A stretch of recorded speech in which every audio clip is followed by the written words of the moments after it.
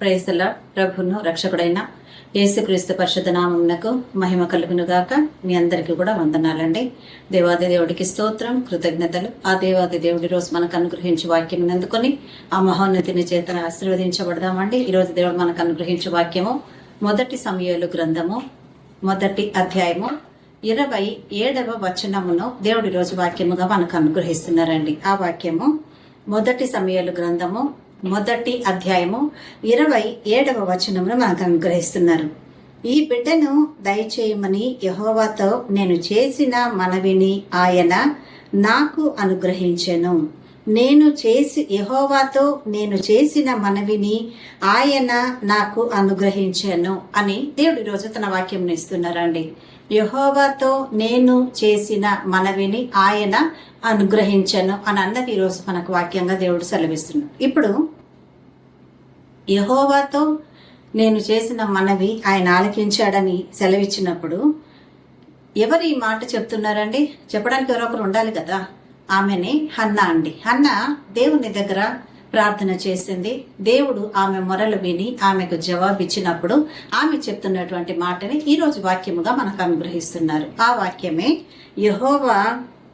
యెహోవాతో నేను చేసిన మనవిని ఆయన నాకు అనుగ్రహించాను అని అంటున్నాడు. ఇక్కడ గొప్ప దేవుడు ఆమె ఏ విషయంలో అడిగిందండి దేవాది దేవుని దగ్గర? మనకందరికీ తెలుసు, బైబిల్ గురించి తెలిసి రక్షణ పొందుకున్న ప్రతి ఒక్క దేవుని బిడ్డకు కూడా ఈ వాక్యం తెలుసు అండి. హన్నా తనకు సంతానం లేదని చాలా బాధపడుతూ ఆమె వేదనతో కృంగిన స్థితిలో ఉండి దేవాది దేవుని దగ్గర మొరపెట్టుకుంటూ ఆమె ముందుకు వచ్చిందండి. ఆమె దేవుని దగ్గర కనిపెడుతున్నప్పుడు ఆమె చెప్తున్నటువంటి మాట ఈ దిన వాక్యంగా ఏమిస్తున్నాడు?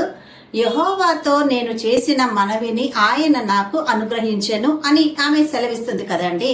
ఆమె ఏం మనవి చేసింది దేవుని దగ్గర అంటే, ఆమె మొదటి అధ్యాయం మొదటి నుంచి మనం చదివితే తెలుస్తుందండి. ఆమెకు సంతానం లేదు, ఎంతగానో కృంగిపోయింది, బలహీన పడింది, సంతానం కొరకు అంగలార్చింది. ఆ సమయంలో ఆమె కృంగిన స్థితిలో జాగ్రత్తగా విందాం వాక్యం. కృంగిన స్థితిలో ఆమెకు ఒక అవసరత ఉంది, సంతానం కావాల్సిన అవసరత ఆమెకు ఉంది, కానీ ఆ సంతానమే ఆమె దగ్గర లేదు. ఆ సంతానం లేనందుకు ఎన్ని బాధలు పడాలనో, ఎంతగా కృంగిపోవాలనో, ఎంత బలహీన పడాలనో అంతా ఆమె పడుతుంది.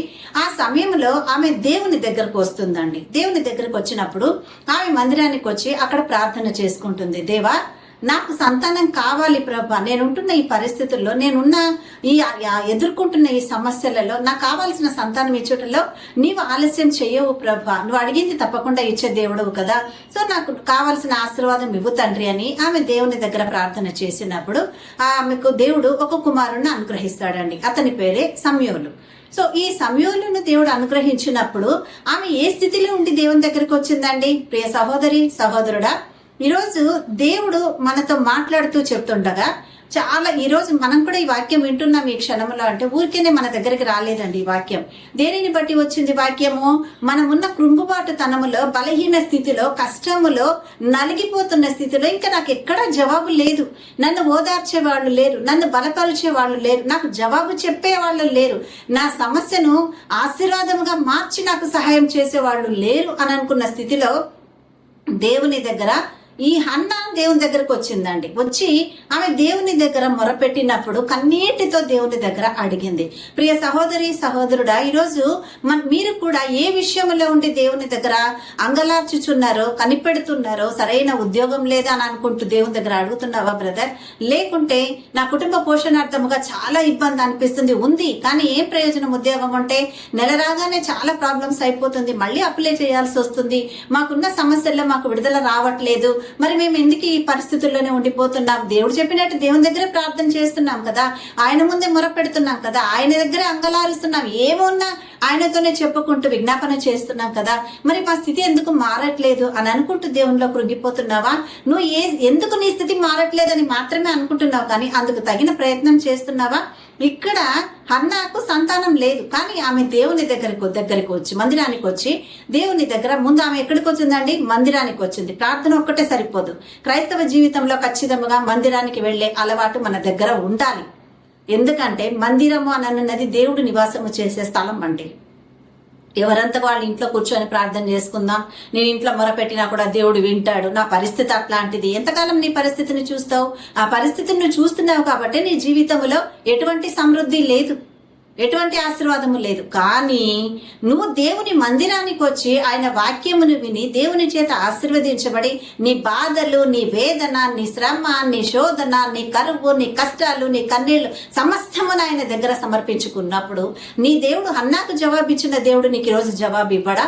అందుకే ఆమె దేవుని దగ్గర అడిగినప్పుడు దేవుడు ఆమెకు ఒక కుమారుణ్ణి ఇచ్చాడు. ఆమె ఏం ప్రార్థన చేసుకుంది? దేవా, నాకు ఒక కుమారుణ్ణి ఇస్తే నేను ఆ కుమారుణ్ణి నీకే సమర్పించుకుంటున్నానయ్యా, నీకే సమర్పిస్తాను తండ్రి అని ఆమె చేసిన ప్రార్థన దేవుడు వినలేదా? దేవుడు అడగలేదు కదా. కానీ ఆమె సమర్పించుకున్న సమర్పణ దేవుడు ఆలకించాడు. వెంటనే ఆమెకు కుమారుని ఇచ్చాడు. ఆ కుమారుడిని గూర్చి దేవుడు జవాబిచ్చిన విషయాన్ని ఇక్కడ ఆమె 27వ వచనంలో వాక్యముగా దేవుడు మనకు పెట్టి చూపిస్తున్నాడు. యెహోవాతో నేను చేసిన మనవి ఆయన నాకు అనుగ్రహించెను. ప్రియ సహోదరి, సహోదరుడా, ఆమె మందిరానికి వచ్చింది, దేవుడి పాద సన్నిధిలో కన్నీళ్లతో అడిగింది, దేవుని దగ్గర అడిగి పొందుకుంది ఆమె. ఈ రోజు నేను కూడా ఉన్నాను, నేను ప్రార్థన చేసుకుంటాను. ఒక్క నీ ఇంటి ప్రార్థన సరిపోదు, నీ కుటుంబ ప్రార్థన సరిపోదు. నువ్వు మందిరానికి వచ్చి దేవుణ్ణి వెతకాలి. దైవజనుల ద్వారా దేవుడు ఏం నీతో మాట్లాడబోతున్నాడు, ఏ వాక్యము ద్వారా దర్శించబోతున్నాడు. సంఘ కార్యక్రమాల్లో పాల్గొంటున్నావా? దేవుడికి మహిమకరంగా నిలబడుతున్నావా? నీవంతుగా నువ్వు దేవుణ్ణి మహిమపరిచి హెచ్చించే స్థితిలో నువ్వు ఉన్నావా? అనేకులకు నీ జీవితమును సాదృశ్యముగా చూపించగలుగుతున్నావా? అనేకులకు నువ్వు సాక్షార్థ జీవితాన్ని కలిగి ఉన్నావా? అనేకులను నీ జీవితము ద్వారా దేవుని మహిమపరచగలిగిన స్థితిలో నువ్వు ఉన్నావా? దేవుడి రోజు అదే అడుగుతున్నాడండి, అదే మాట్లాడుతున్నాడండి. ప్రియ సహోదరి, సహోదరుడా, ఎలా ఉన్నారు ఈరోజు? ఎలా జీవిస్తున్నారు? ఇక్కడ హన్న దేవుని దగ్గర ప్రార్థన చేసింది, ఆ మనవిని దేవుడు ఆలకించాడు. ఆ మాట తిరిగి సాక్ష్యంగా కూడా ఆమె చెప్తుందండి. యెహోవాతో నేను చేసిన మనవి ఆయన నాకు అనుగ్రహించను. మరి మీరు చెప్పరా సాక్ష్యాలు? మీరు చెప్పే ఛాన్స్ రావద్దా మీకు? మరి దేవుడు కూడా అదే అడుగుతున్నాడు ఈరోజు. మనం కూడా సాక్ష్యం చెప్పాలి అంటే ముందు ఆయన పాద సన్నిధిలోనికి రావాలి. ఆయన నివాస స్థలానికి మనం రావాలి. అక్కడికి వచ్చి మన బాధలు, కన్నీళ్లు, వేదన సమస్తం ఆయన దగ్గర కుమ్మరించుకొని ఆయన దగ్గర అడిగితే హన్నాకు జవాబిచ్చిన దేవుడే ఈరోజు మనకు కూడా ఉన్నాడు కదా. ఆయన నిన్న, నేడు, నిరంతరము ఏకరీతిగా ఉన్న దేవుడే కదా. ఆయనలో ఏం మార్పు లేదు. ఆ రోజు హన్నా ప్రార్థన చేసినప్పుడు ఒక దేవుడు, అబ్రహామును ఆశీర్వదించినప్పుడు ఇంకొక దేవుడు, ఈరోజు మన దగ్గరకు వచ్చేసరికి ఇంకొక దేవుడుగా మారిపోలేదు కదండి. అదే దేవుడే మనతో ఉన్నాడు కదా. మరి ఆ సర్వోన్నతుడే ఈ రోజు హన్నాకు జవాబిచ్చిన దేవుడే మనతో కూడా మాట్లాడుతున్నాడు. మరి మనం కూడా సాక్ష్యం చెప్పాలి కదా. ఈమె అదే దేవుని దగ్గర మాట్లాడి అడిగిందండి. ఏమని ఆమె జవాబుగా చెప్తుంది, యెహోవాతో నేను చేసిన మనవిని ఆయన నాకు అనుగ్రహించెను అని ఆమె సెలవిస్తూ ఈరోజు అదే వాక్యము ద్వారా దేవుడు నీకు కూడా అనుగ్రహించబోతున్నాడు. కాబట్టే నువ్వు కూడా సాక్ష్యం చెప్పాలి అన్నానంటే హన్నా చేసిన విధంగా నువ్వు చేసి దేవుడిని మహిమపరచాలి. ఇటు కృప ఈ వాక్యము ద్వారా దేవుడు మనకందరికీ అనుగ్రహించి ఆయన మాత్రమే మహిమ పొందును గాక. ఆమేన్, ఆమేన్, ఆమేన్. హల్లెలూయా. కళ్ళు మూస్తే ప్రార్థన చేద్దామండి. హల్లెలూయా. దేవా, నీకు వందనాలు, స్తోత్రములు తండ్రి. మమ్మల్ని మికిలిగా ప్రేమించిన మా ప్రియ పరలోకపు దేవా, మీకు కృతజ్ఞతలు, వందనాలు, స్తోత్రములు, స్తుతులు చెల్లిస్తున్నాం. ఇచ్చిన మంచి వాక్యమును బట్టి నీకు స్తోత్రములు. అవును ప్రభా, హన్నాని పాద సన్నిధిలో చేరి అయ్యా ఇదిగో ప్రభా ఆమె మొరపెడుతుండగా అయ్యా మొరపెట్టి కన్నీటితో అంగలార్చిన ఆమె ప్రార్థనకు నువ్వు జవాబిచ్చావు తండ్రి. ఎంతో సంతోషముగా నీ సాక్ష్యముతో కూడా ఆమె నిన్ను మహిమపరచగలిగింది నాయన. యెహోవాతో నేను చేసిన మనవి ఆయన నాకు అనుగ్రహించెను అని సెలవిచ్చింది. మరి మేము కూడా యెహోవా దేవాది దేవుడు అయిన నీ ముందు చేసిన ప్రార్థనకు నీ పాద సన్నిధిలోని జవాబును మీరు మాకు అనుగ్రహిస్తే పొంది ఉన్నామని మేము ఎప్పుడు సాక్ష్యం చెప్పగలము నాయన. అటువంటి కృపతో ఈరోజు మమ్మల్ని మరొకసారి వాక్యము ద్వారా దర్శించి సరి చేసినందుకు మీకే కృతజ్ఞత, వందనాలు, స్తోత్రం చెల్లిస్తున్నాము నా యేసయ్య తండ్రి. మీకే వేలాది వందనాలు. ప్రపంచ దేశాల మీదకి నీ శాంతి హస్తంను నడిపించి శాంతి సమాధానముల చేత నింపమని ప్రార్థిస్తున్నాను తండ్రి. అయా రాజకీయ నాయకులనందరినీ మీ చేతులకు అప్పగిస్తున్నాను ప్రభా. నీ కృపల ప్రభా అందరినీ జ్ఞాపకం చేసుకొని చక్కటి జ్ఞానమును, ఆయుష్ను, ఆరోగ్యమును ఇచ్చి అన్నిటిని మించిన యథార్థతనిచ్చి నిస్వార్థమైనటువంటి పరిపాలన చేసే కృప దయచేయండి యేసయ్య. మీకే స్తోత్రములు వందనాలు. యవన బిడ్డలను జ్ఞాపకం చేసుకోండి తండ్రి. అయ్యా, వారి కాడిని వారు మోయడానికి సహాయం చేయండి. పాప మార్గములో కాక నీతి మార్గములో జీవించే కృప వారికి దయచేయమని ప్రార్థిస్తున్నాము తండ్రి. ఏ బిడ్డలైతే ఇంత దాకా సంతానము లేక అంగలార్చుచున్నారు, ఆ బిడ్డలను మీరు జ్ఞాపకం చేసుకుని ఆశీర్వదించండి నా యేసయ్య తండ్రి. అయ్యా, గర్భఫలము యెహోవా ఇచ్చు బహుమానమని నీ వాక్యం సెలవిస్తుంది కనుక నీ బహుమానమని అందుకుంటే కృప వారికి దయచేయండి. ఏ బిడ్డలైతే ఇంతవరకు వివాహాలు కాకుండా నాయన అంగలార్చుచున్నారో వాళ్లకు సహాయం చేయండి నా తండ్రి. అయ్యా, వివాహం అన్ని విషయంలోనికి ఘనమైనదని సెలవిచ్చిన నీ వాక్య ప్రకారము ఆ ఘనమైన కార్యములు కూడా వారి కుటుంబాల వారి జీవితాలలో జరిగించమని ప్రార్థిస్తున్నాము తండ్రి.